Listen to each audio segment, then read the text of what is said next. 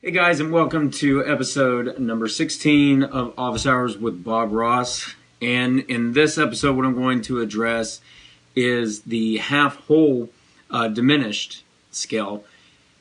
And not only that, but what you're going to find is, through my approach, I don't just see it as a half-whole diminished, but it's also going to be covering the whole diminished as well. You know, the whole half. It goes in both ways, and I'm going to show you that.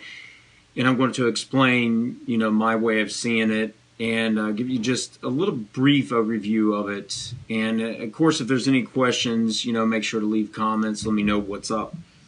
Before I get started, I just want to say that thanks again for all your support. And this coming week is when the gigs start back for me. It's been a couple weeks since I've done any playing out. And I'm looking forward to going out and performing. Once again, I got the new DiMarzio pickups, 36th anniversary PAFs in here, and my Gibson Les Paul. And I also got the Keeley El Rey Dorado. So I'm looking forward to taking these new pieces of gear out and doing some performing this week. And then there'll be more performances to come. So make sure that you keep checking back and you'll see what's up. So let's get started. So as far as the half-whole diminished and the way that I see it is like this. So what you have, whether I look at it as being the whole half or half-whole diminished, in either case, I'm going to have three scales, like basically three different versions of that, right? And the reason being is that if you took, for example, let's say I was going to play a C7 with a flat 9. That's my chord. And I want to play, now this isn't the only time that you can use the half-whole diminished, of course, but let's say that I'm using that as my example. Well, once I have the scale shapes to cover the C7 half-whole, then it's the same exact thing for the E flat, the G flat, and the A, right? Because now you're looking at a diminished chord, and within each one of those chord tones of that, you can apply that half-whole diminished, and that would give you everything that you need. So it's interchangeable amongst those four, right? So this is the way that I see it, and I'm going to map out, and I'm going to call this under the C7 flat 9 or C7 half-whole diminished. This is how I'm going to do it. Is just based on this one particular way, and then I'll discuss something else a little bit afterward. So here's how I see it. Basically, for each of the three bigger scales that would come out of this, I have two basic shapes or patterns of seeing this. And the first one that I'm going to do is starting here. So if I was on the 2nd fret, it would give me the note F sharp, right? So what I would have here is this, and this. I have an F sharp, the G, and the A, right? So that starts it. So I have that half step motion already. Then I go to the next string 5. Right? So far I have this. The next string, 4 string, 1, 2, 4, 5. Next string, 2, 3, 5. Next string, 2, 4, 5. Next string, 2, 3, 5. So when I go back and I play through that, this is what it looks like.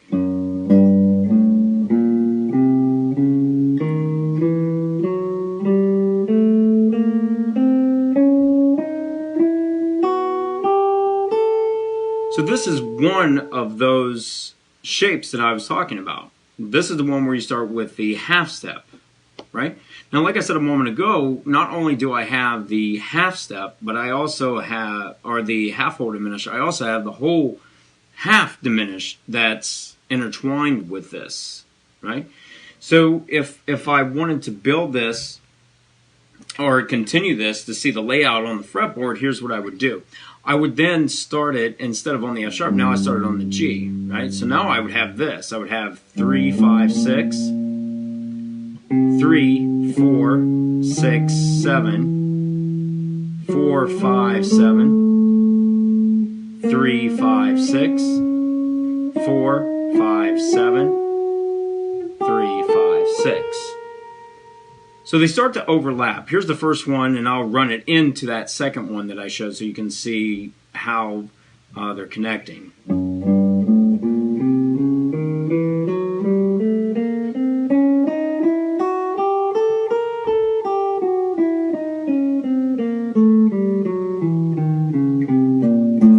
And I could resolve it back down to the F sharp again, if need be.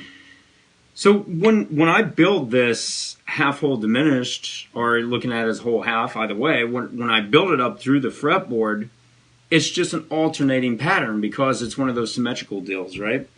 So if I map out the whole fretboard, I'm going to go ahead and do that right now. I'm going to run it on up through the neck. I'm going to start the same place I did, and I'm going to interchange between those two basic shapes that I just showed. So here we go. Start it from the beginning here again.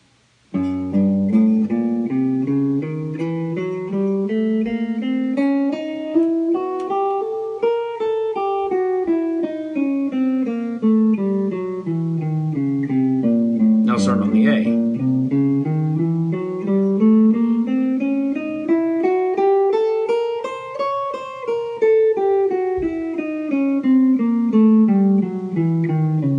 C.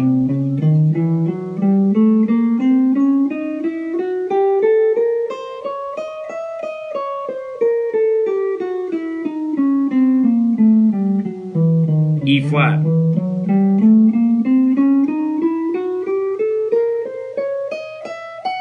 And there's the F sharp, which, you know, a couple octaves up higher from where I started.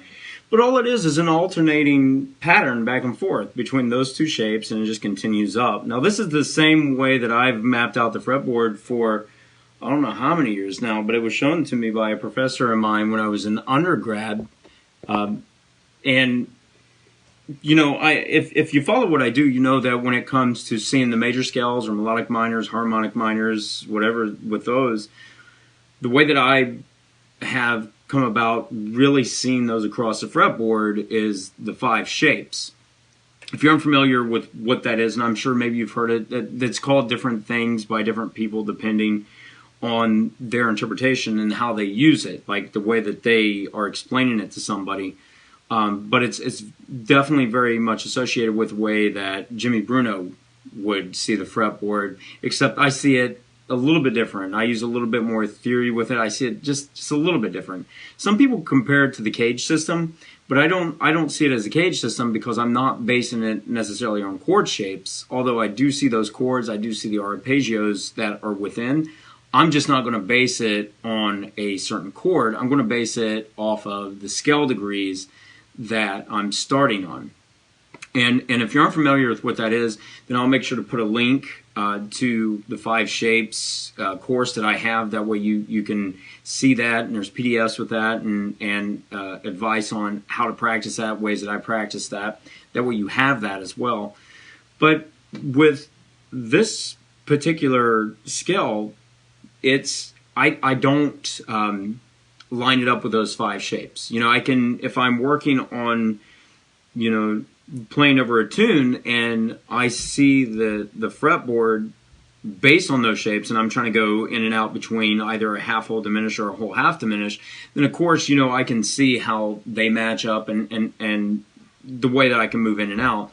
But I'm not basing it on the 5 shapes that I've done with the other scales. Just as a reference, in case you're wondering, you know, maybe if I'm seeing it that way. I'm not. I'm seeing it as something a little bit different.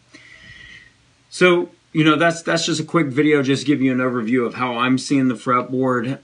This month, I'm going to be back with some videos on Sound Slice, which that's where my Try This series is. If you haven't checked that out, then please make sure to do that too. My Try This series, I think I'm up to number 23. It'll be Try This episode number 23. And the 2, I'm going to put out 2 this month. The 2 videos I'm going to have on my featured spot on Sound Slice is going to be based on these half-whole diminished ideas that I'm coming up with, and I got a few of them laying around. But again, Next week will be when, not this coming week, but the following week, that'll be when the first one comes out that you'll see. And I'm trying to work on some things with some half-whole diminished vocabulary, just coming up with some ideas of my own. So hopefully you'll be able to use those and apply those in your playing, and you can find some benefit with that. Also with this, because I know that this is short what I've shown, and maybe you'd like to see more detailed, instruction on this, and maybe have me speak a little bit more to exactly what I'm doing. What I'm going to do, just because I think that it could be useful for everybody, is I plan on to create a lessons for musiclessons.com as well, that is going to have this laid out in PDF form. And I'll also map out the other two diminished scales as well. Being that, once again, once you have these patterns down, it's not like it's a major leap of what you're doing. It's just you're not going to start it with, you're not going to use these same exact notes, right? Because with diminished scale, or whether it's half whole or whole half, you're going to have, with like this particular given one, all those notes that you saw me play, you could use that over the C, E flat, G flat, or A, 7 flat 9. You could use those over those chords, plus they're related diminished, which I'm not going to go into a lot of detail right now with that. But you could use those over that, right? And then what you would have is the ones based off of D flat and the ones based off of D. So that, 4 times the 3 different ones gives you all 12, right? So again, if there's any questions that you have about anything that I talked about with this, if there's something that's not clear, let me know. Once again, I'm going to be working on some things to put out. That way you could apply it to your practice, as well as coming out with some ideas this month, because I want to refresh myself on it a bit as well, just to have it under, my belt, another tool in the toolbox, right? Again, thanks guys for all your support.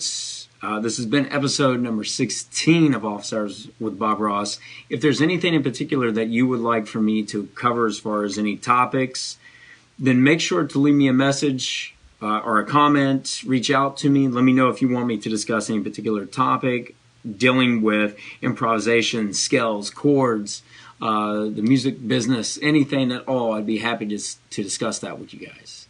All right, again, thanks for watching, and I will see you next time.